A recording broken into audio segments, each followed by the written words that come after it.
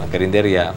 Then from there naadto mi sa kining mga food processing na mga training. Then after the food processing napasok natin yung welding, no? Then after sa welding, sundan na pud nato guitar making, ana. And then sulod na pud ang kanang mga beauty care, no? Sulod na pud ang kining mga haircut na mga manicure pedicure na. And then sulod na pud kining mga training sa TESDA, mga scholarships nato sa TESDA. So even from the very start na nagyud tayo Oplan Kabuhayan. And then hantod karon padayon lang gihapon. Hantod na nahimo kong congressman, ana lang gihapon, padayon lang gihapon. So ang ginabuhat namo karon is aside from katong usual na nagahatag-tag mga training sa welding, sa guitar making, sa manicure pedicure pati sa beauty care, and then aside from mga scholarships nato sa TESDA, nagapangita na pud ko og laing mga partners. So dito na ni sulod ang pagpartner namo sa DTI para din sa mat weaving. Dito ra pud ang magpagsulod sa partnership nato sa private sector para magtudlo og lain na pong mga livelihood. Mga caregiver. Napatay caregiver sa una. So, ang tanang mga pwede nato ma-tap or ma-partneran para makahatag-tag Oplan Kabuhayan, ato ning gina-explore ning tanan. Kay para kanako, importante man gud na makahatag kita og panginabuhian sa ato mga constituents, no? Labi na katong mga walay trabaho. Importante na matagaan nato sila kabuhayan og livelihood. So para mahimo silang produktibo o para napod sila ipakaon sa ilang mga pamilya. Siyempre. So diha pud ta naka-focus aside from scholarship, aside from health, aside from ang atong infrastructure projects, napud tay kabuhayan projects. Laktod nga pagkaistorya sa kadaghan dili na nimo matyansya, dili na pwede man nato na siya balikan nato ang tanang records kay naka-record man natanan. Siguro mabalikan man nato na kung kinahanglan gid ninyo ang eksaktong numero kung pila na gyud ang atong naka-benefit ani, mabalikan man siguro nato. Pero siguro ibutang na lang pud nato na anywhere siguro between ang nakabenepisyo gikan pa sa una hantod karon I think about 15 to 20,000 na siguro. Something like that. Kanang mga nakabenepisyo na gyud sa atong sa scholarship, sa atong kabuhayan project sa barangay, sa community training nato, tanan-tanan sa kanang training nato sa mga barangay. Kung atong ipon tanan-tanan. Taghanan na dahil kumasal. Alang sa kasayuran, dito mga interesado, Congressman Carlo, ano sa ba mahitabo na sab ang sunod nga Nograles livelihood training? Nagdepende ka na sa barangay.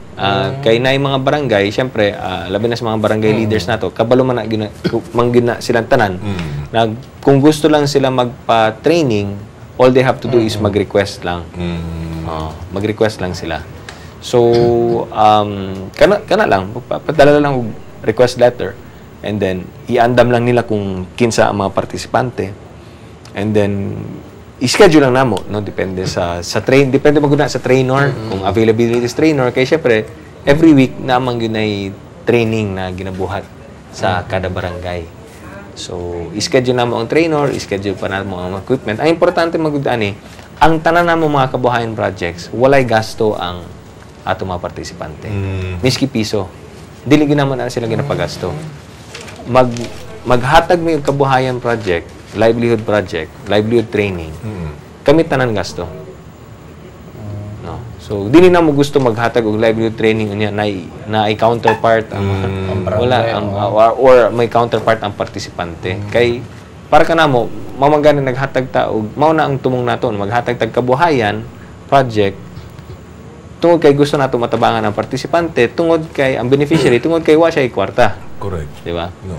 So, kato po ang among ginapili. Siyempre, ang ginauna namo sa pagpili po namo sa beneficiary, katong tabangonon ang among ginamuna.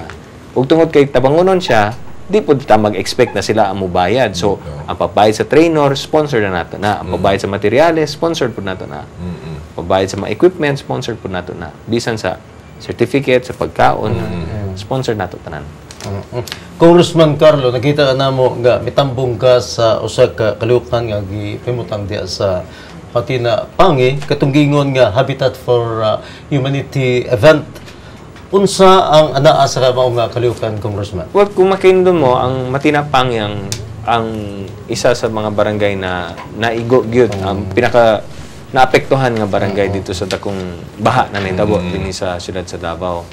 So ang Habitat for Humanity usa sa ilahang mga programa ang pagtabang sa katong naigo sa disaster. So anytime na ay disaster na mahitabo sa usa ka lugar, ang Habitat for Humanity nagaadto sila dito para maghatag og kining shelter assistance. So sama sa nitabo diha sa Matinapangid daghan ang naapektuhan ng mga balay na naguba nga mga balay. So insulod ang Habitat for Humanity aron mohatag og kining ginatawag na shelter assistance.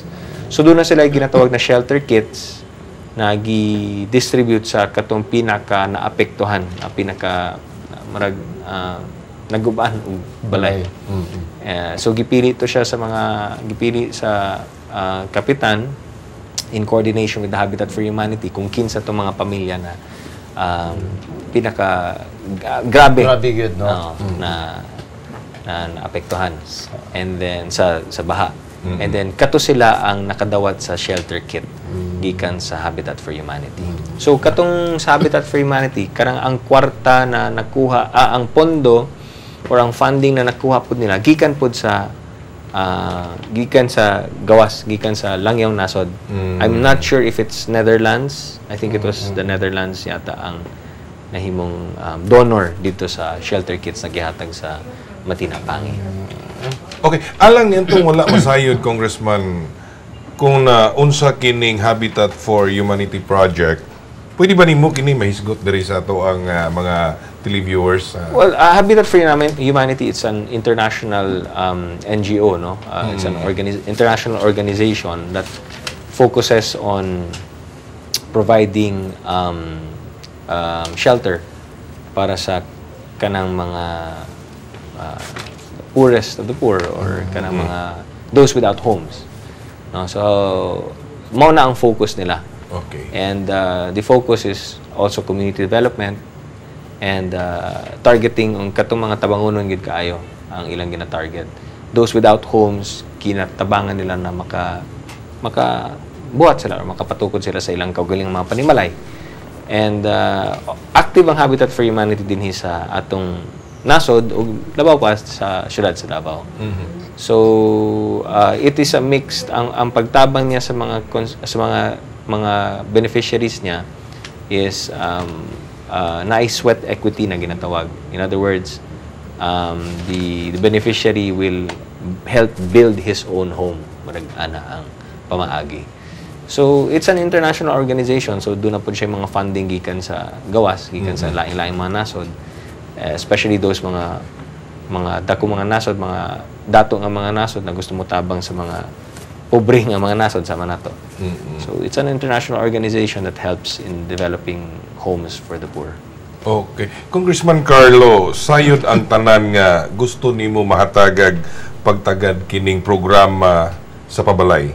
Daghan ang nangutana kung posible ba sa usa ka kongresista nga mupasiugda og usa ka proyekto sa pabalay, sir? Ang congressman sa housing projects, kinihanlan, pwede siya maghatag mga housing programs sa iyang distrito in coordination with the NHA, the National Housing Authority, no? Sama sa ako dinhi sa among distrito, doon na kitay usa ka area diha sa Matinapangid na nagpatabang tungod kay nangayo sila tabang para mapalit na ang luna or ang yuta na ilang gipuy-an, mapalit dito sa Tagiya, and then ma-under siya sa gobyerno, and then ang pagbayad na lang nila dito na lang sa gobyerno. Yeah. So nihangyo ko sa NHA, and then sa awa ng Diyos, itabangan naman tayo ng NHA, itabangan man tayo sa NHA na makuha ang maong pondo. So, gikan pa to, project pa to ni Speaker Nograles. Pero sa nahatag niya ang pondo, kulang, tungod kay nangayog mas dako. Okay na unta to, pero medyo nagka-problema sa selling price. So, nitaas ang selling price. So, nangita na po tagpaagi na mapundahan na po to. And then, kining last year, 2011, gibayaran na tong Tagiya. So, karon under sa NHA na siya. So, napalit na gikan sa Tagiya, gipalit sa NHA. So karon under na karon sa NHA, and then ang mga tao subdivided naman na sila, depende sa kadako po sa area nila, dito na po sila mubayad sa NHA. So, muna siya. So, any initiative on housing, the congressman has naa siya pamaagi through the NHA na makahatag siya og housing project. So, laktod na pagka-istorya, naanagiday na siya karon, no? Kuha na siya. Yes. Nagamit na sa mga katawan. Yes. Mao na siya, na-feature ganit nato sa usa sa mga programa nato.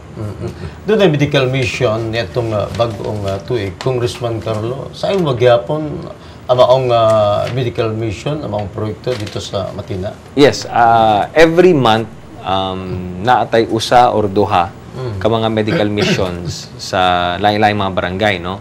So mura gina-schedule namo na siya na sa usa ka barangay, sa usa ka bulan naagyo tay at least usa ka barangay na maatuan para matagaan nato matagaan nato libreng medical check-up and medical mission lagi. Yes.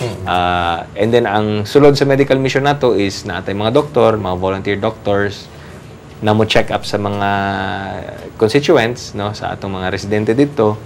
Naatay mga volunteer nurses, and then napagitay mga tambal na ginadala. So human sa maresitahan sa doktor kung available ang tambal dito, hatag diretsyo, no. And then ang maayo pod napod tay kanang mobile clinic na laboratory. Mobile laboratory na ginadala po dito sa area. Kanang mobile laboratory, gikan pa na sa kang Speaker Nograles, na na-turnover niya dito sa DMC, sa SPMC, na ginagamit po nato pag nag-medical mission ta. So, libre tanan, no? Ay doctor, na nurse, napay laboratorio. And then after that, napagitay mga tambal na ginahatag. So, namatay nakuha mga supply sa mga medisina. So, kung human sa check-up, maresitahan, pagman sa maresitahan ato sila dito sa among murag gihimong butika para ma-withdraw nila dito ang tambal. Kung dili available dito sa ang tambal, pwede man nila masimap sa among district office. So mao na siya mga medical missions. Every month na agyud tay medical mission. Importante, syempre tungod kay sa kalisod sa panahon karon ng atong mga residente, mga constituents nato, wa sila igong budget pagpa-check up, di ba? Or kay every check up bayad man ka sa doktor. So usahay magkasipon-sipon na ang bata, nagkalagnat na ang bata, kalanat na ang bata, pero wala lang gyapon nila mga check up tungod kay walay pambayad lagi. So importante na tayong mga doktor na ginapadala dito, labi na para sa mga bata, no? Panahon na sigig ulan, ana. Para matubag ang ginagbaing pagkisayod sa katawang Congressman Carlo, nganong kinahanglan sa usa ka kongresista sama ni Congressman Carlo Nograles nga magpahimutang og usa ka serbisyong medikal? Importante tungod kay importante magid ang kalawasan sa atong mga constituents. Sa man gud kanunay ang atong mga constituents tungod sa kalisod sa panahon naman sila gibati na sa isa lang lawas na dili maayo, usahay ginaunsa na lang nila ba? Ginapasagdan na lang. Tungod lagi kay di sila gusto ma-check up kay para dili sila mahibalo kung unsay silang sakit. Kay kung makahibalo na sila kung unsay silang sakit, kinahanglan ng pulit og tambal. Mama sila ipampalit sa tambal, ma-depress lang sila. So, importante number one is hindi lamang curative, naputay preventive, no? Curative buti pasabot kanang gamot para sa pag-cure sa sakit. Pero before pa ta mo abot diha sa mong punto na naggrabe na imong sakit, naputay preventive dapat. So mao ni ang mga medical mission nato. Ang tumugid nato ani preventive, na para ma-check up na nato ang atong mga constituents, ang atong mga residente, kay para kung dihang sayo pa magapan na nato. Kay kana mga lanat, mga sipon, abi nimo kana lamang na siya, anak lang na, lanat lang na, pero basin di ay infection na grabe na wala ka kabalo tungod kay wala lang ka nagpa-check up. May kinahanglan may manay Tapon-tabang malipay di ba? Makita man nato. Makita man nato pag abot nato sa barangay, lipay dayon sila. Lipay kay sila kay syempre naay doktor. Diba? Naay mga nurse nya libre way bayad, nya napay mga vitamina, napay mga kompleto ba? kompleto, napay Libre merienda pa vitamins, siguro, no? napay x-ray, napay laboratory, napay lugaw kayo. napay lugaw, napay di ba? Wala Kompleto siya- sa Ricardos. Wala siya giingon kawansal nga, prevention is better than cure. Di ba? Okay, Congressman Carlo, sir, sayod ming daghan pang laing matang proyekto ang imong gibubo diri sa unang distrito ni Dakbayan sa Davao. Lakip niini mao ang Nograles Scholarship, kining Oplan Kalsada, Oplan Kabuhayan, unsa pa diya. Doon na ba'y susamang programa ang gihimo karon? Kung susamang programa ang ginahimo karon? Nawala pa nato mahisgutan. Yes, sir. Ay katong sa infrastructure naantay mga coming nga infrastructure karon dinhi sa pagpasemento nato dinhi sa El Rio Phase 4 naputay coming na basketball covered court na ibutang pod sa Barangay 19. Then natay repair para sa atong kanal diha sa Barangay 40. Napatay mga kalsada diha sa Barangay Bukana na coming. Naputay completion sa mga covered court nato sa Maa. Completion sa atong barangay hall sa Bago Aplaya. Then naatay ginabuhaton na daycare center pud sa Balyok. We have about 20 million worth of infrastructure projects coming in this first quarter of 2012. Okay. So, doon na pa ba ilaing programa ang imong opisina nga gusto nimo hisgutan karon? Well, aside from that, naaputay completion pud sa atong USEP Sports Dome na tapuson pud nato. And then of course, ang mga scholarships nato sa mga Oplan Kabuhayan na alang gihapon. Naaputay mga scholarships sa TESDA na wala pa ma-fill up ang ubang mga slots na nagapangita pud ta og mga mo kuha sa mga slots nato sa electronic servicing, napunta sa welding, napunta sa bartending, napunta sa food and beverage servicing, napunta sa housekeeping and household services. So mo to siya. And of course, ongoing lang gyapon ang atong mga Oplan Kabuhayan ang atong CMAP na lang gyapon. Congressman Carlo, sikutan nato ning mga pamutana sa kabarangayan, may kalabutan sa gingon nga dunay bangi kuno sa minorya dito sa Kongreso. Pwede Yes. ba natin masabtan? Well, ang kini base lamang pud sa akong nabasa no kay wala pa man nagsugod ang session sa Kongreso. So base din sa atong nadungog, actually before pa mi nag-break last Christmas, nakadungog na ko ani nga kining pagbalik namo karon January 16, lain na daw or mapalitan na daw yung minority leader.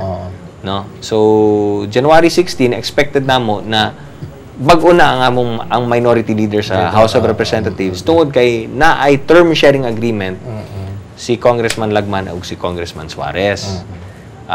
Karon dito sa pagsugod sa among break ng December, narinig na namin noong December, pagsugod sa break sa December, hantod karon diyan ang gawas ng mga issue na katulagi di daw masugod si Lagman, wa daw na sa usapan, ang usapan lang daw was speakership, hindi daw pinag-usapan yung minority leader. So that is something that has to be resolved by the minority. Wala man ta sa minority. So dili na to grupo na siya. But it is an issue that has to be resolved by the minority.